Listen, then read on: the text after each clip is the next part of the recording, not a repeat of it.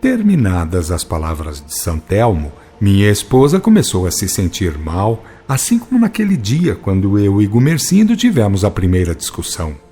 Todos os sintomas eram idênticos, em aflição e até desespero. Gumercindo pôs-lhe a mão sobre a cabeça, convidando todos a uma firme concentração de pensamento, pois devia tratar-se da presença de alguém que não conseguia ver, apesar de estar vendo outras entidades do plano espiritual. Depois de minutos, estando ela ainda a gemer, foi a esposa daquele trabalhador da fazenda tomada de um espírito, o qual anunciou: estão subtraindo fluidos da irmã para que um espírito possa se apresentar materializado.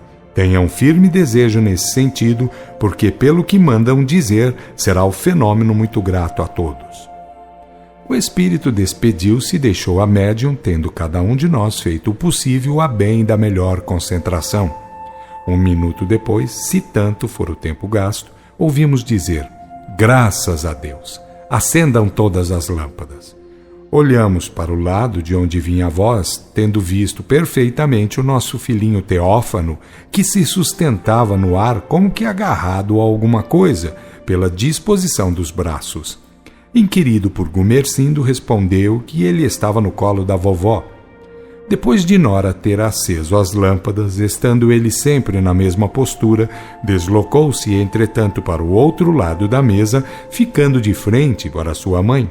Olhou-a com uma ternura indescritível, exclamando com fervor: mamãe, mamãe, olhe, eu estou aqui. Ele não estava mais doente. Seus bracinhos eram alvíssimos e viçosos, seu semblante irradiava uma felicidade celestial. Pouco depois, tão divinamente comovido, derramando copiosas lágrimas, eu não podia mais vê-lo. Curvei-me sobre a mesa e, com o meu coração de homem do mundo e com a minha mente de homem de trabalho, procurei vislumbrar o Supremo Senhor no âmago de mim mesmo, para em surda linguagem protestar meus agradecimentos.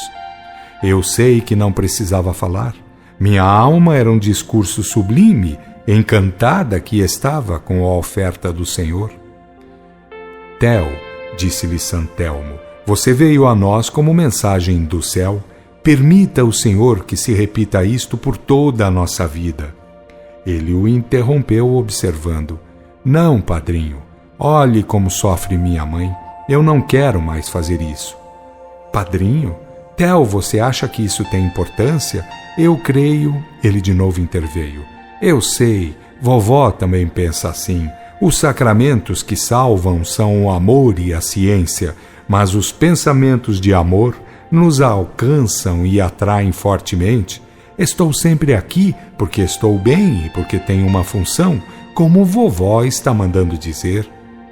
Uma função? Sim, papai deve transformar a fazenda, não criar mais gado para matar. Outros farão isso ainda por muitos séculos, talvez, mas o papai deve não fazer mais isso. É Deus quem quer, é Deus. Eu não ouvi mais desde aquele dia durante a minha vida.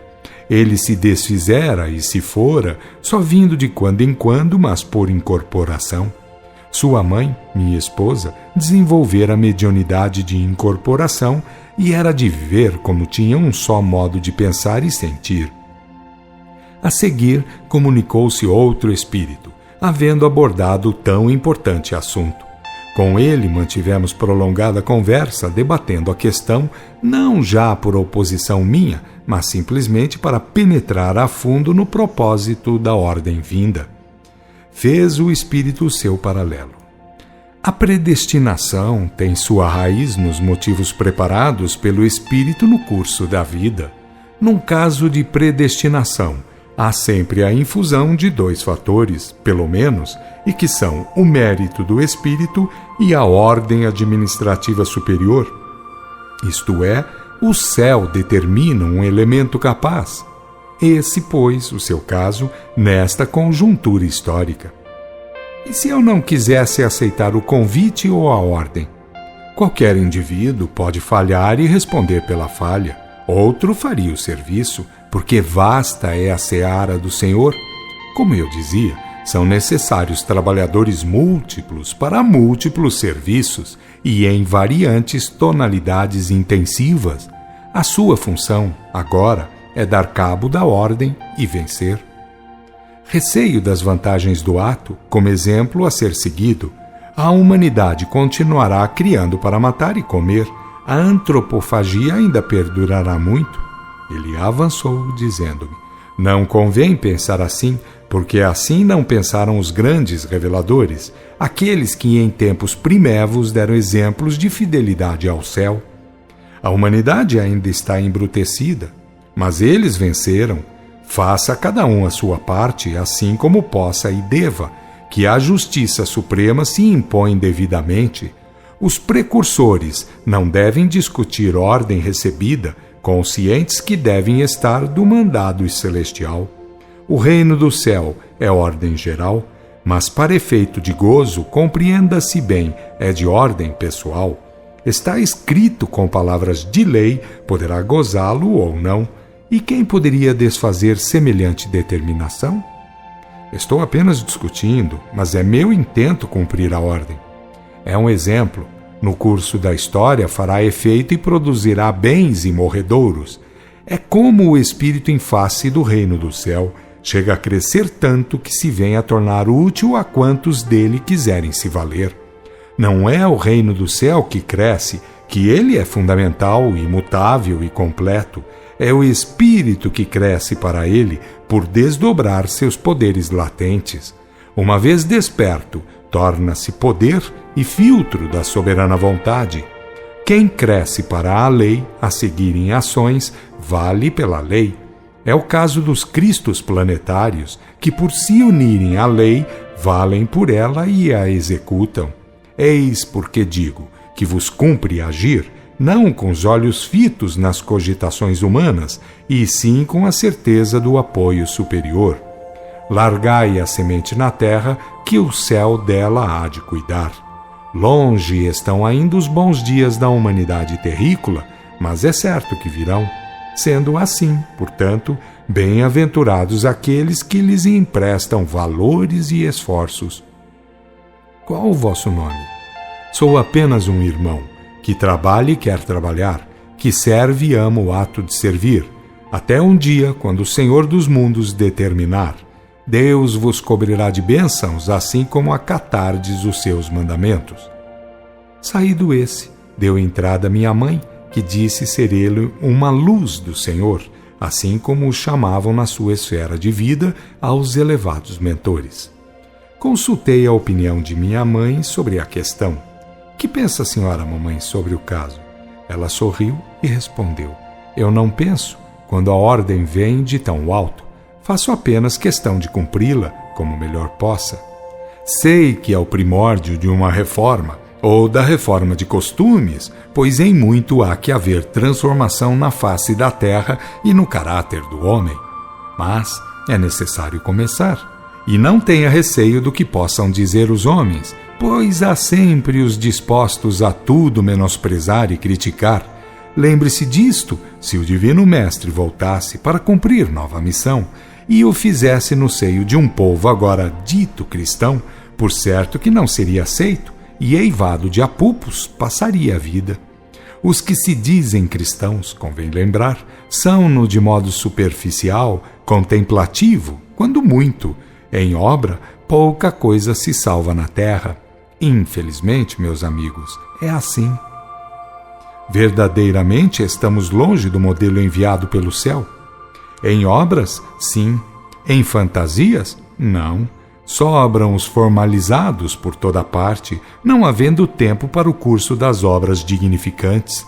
E como já o disse, elevado irmão, cada qual crendo no seu próprio modo de crer, pensa estar completamente certo, desprezando melhores aprendizados e mais sublimes aplicações. Seria hora de lembrar aos homens que deixar sectarismos é a melhor divisa de ordem auto-administrativa. Quem livra é a verdade. A ela se pode ir pelos caminhos do amor e da ciência. E quem se fanatiza, ou até mesmo quem se entusiasma, não pode vasculhar à vontade esses maravilhosos caminhos. somos forçados a dizer, encarando o problema espiritualista em geral ou qualquer das chamadas grandes revelações, que a religião fez mais fanáticos do que libertos. E por quê? Apenas porque há falta de senso crítico na criatura, apenas por involução, apenas porque o homem deste século ainda transporta consigo rastros de superstição, cheiro de lama e tendências primitivas e idólatras. Seu muito olhar para trás, por certo, que o inibe de olhar para frente, naturalmente, o torna espiritualmente recalcitrante e obsoleto. Reconhecemos, interveio Santelmo, que há muito primitivismo no modo de conceituar as verdades espirituais. Num tempo em que as maravilhas do céu se fazem manifestas, por tal atavismo e por vício adquirido, o homem olha para a furna, encara amedrontado a idolatria, curva-se ao imperativo do que é retrógrado, julgando o mal ao que é superior. Se o natural é ascender, é subir, é vencer a inferioridade, é sair da lapa em matéria de religião, o homem ainda crê e confia nos ídolos em geral e nas formas grosseiras em particular. Sentir Deus presente, saber-se uma partícula divina e realizar em si os naturais desabrochamentos, isso é para poucos. O grande número pensa de maneira primitiva. Para ele Deus está longe, mostra-se através de formas inferiores, faz-se valer por farândulas de homens e condena quem busca pelo conhecimento saber, crer e cultivar os altos ideais, as nobres virtudes despertas. Para um homem com lastros primitivos, quando o ídolo deixa de ser um planeta, ou uma árvore, ou um animal, ou um amuleto, passa a ser uma sentença, um livro, uma forma de fé. Por isso mesmo, temos um mundo religioso eivado de fanatismo, de entusiasmo, contando com pouco ou nada de elevação espiritual de fato. O Cristo diria, de novo, que as coisas formais foram feitas para o homem e não o homem para as coisas formais. Entretanto, meus queridos, aí está o tempo em que os dois planos da vida se hão de penetrar, de modo cada vez mais intenso, fazendo saber de uma vez por todas que o céu a ser cuidado é o interior, aquele que se erguerá em fundo de amor e de ciência, isto é, de paz e de autoridade. E como vimos de transmitir a um servo do trabalho e do bem uma ordem no sentido de iniciativa feliz, lembramos a necessidade de reforma de fato em pensamentos, palavras e atos. Quem neste mundo reencarna ou lhe é pertence demográfico por razão de escala hierárquica e não faz. Comprova-se com isso inferior em evolução, demonstra ser falho, carente de progressos reais. É alguém que ainda cria para matar e mata para comer, portando-se para os irmãos inferiores daquele modo que não é devido a um filho regularmente conscientizado das elevadas finalidades do espírito. Cumpre, portanto, entendamos a vasta caminhada que ainda nos resta nos rumos da espiritualidade superior.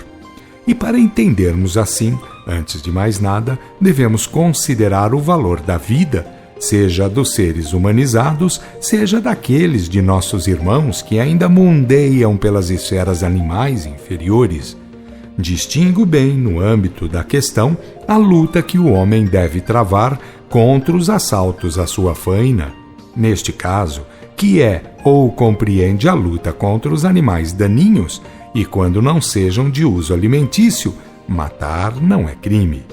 A ordem, pelo menos por ora, não encerra esse preceito, não proíbe a defesa do que é assegurado ao homem. Santelmo volveu a fala para argumentar. Muito há que fazer o homem para vencer tamanha luta. Suprir-se em alimentos sem a contribuição das carnes é para a sociedade contemporânea um problema profundamente sério. Nos mundos superiores, ninguém pensa em alimentar-se à custa do sacrifício alheio. Em nossas esferas de vida, jamais se pensaria em comer carne, sendo exato que se faz exercício de abstenção em geral, a fim de alcançar mais em forças espirituais. Portanto, como já vem de longos milênios a convicção de que as carnes são prejudiciais, não é muito pedir a alguém que se lance ao respeito pela vida dos menos evoluídos. E como quereríeis lutar contra a dor sem ser lutando contra os desejos assassinos? Ou por que sofrem tantos cidadãos deste mundo? Julgais porventura que viver bajulando a dor possa resolver alguma coisa? Pensais, então, que mentir à própria consciência venha a se tornar um ato de triunfo contra o maior dos fenômenos com que se defronta o homem? Sabei, de uma vez por todas, que os sofrimentos do homem são na razão direta daquela dor que a outros impõe.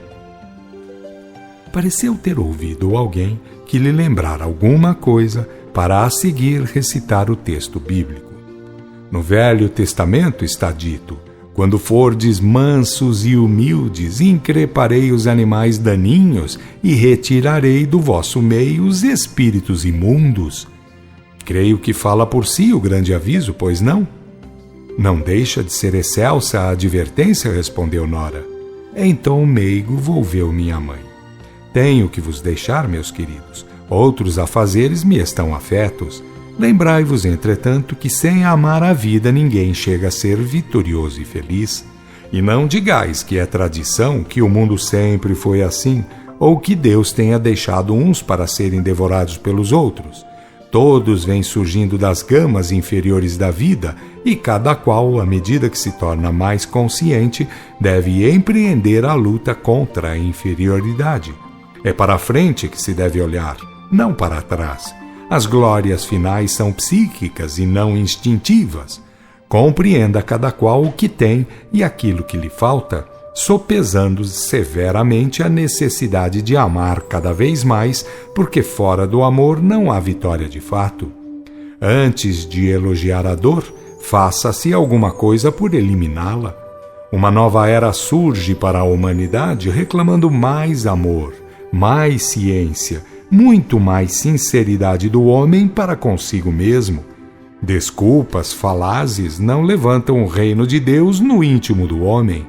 Ou se arranca o mal desde a sua raiz, ou se faz obra de tolo encobrindo-o com dísticos piegas e desculpas de falsa observância. Não se teçam elogios às punições, que isso significa ignorância ou covardia. Antes, meus amigos, procuremos sondar-lhes as causas, descobrir-lhes os motivos, encetando luta fundamental a fim de liquidá-las pela base.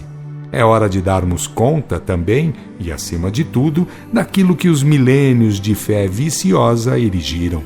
Enfrentar a realidade face a face e reconhecer tão profundos e recalcados erros, e terçar as armas do espírito com o fito de vencer, pode ser porventura deprimente para alguém? Não, está visto, dissemos. Pois então, queridos, fazei o máximo bem e evitai todo e qualquer mal, que os nossos irmãozinhos, aqueles transeuntes dos reinos inferiores, vos mereçam um amparo. Até breve, se Deus quiser, sereis abençoados, assim como abençoardes. São os foros da lei que assim determinam.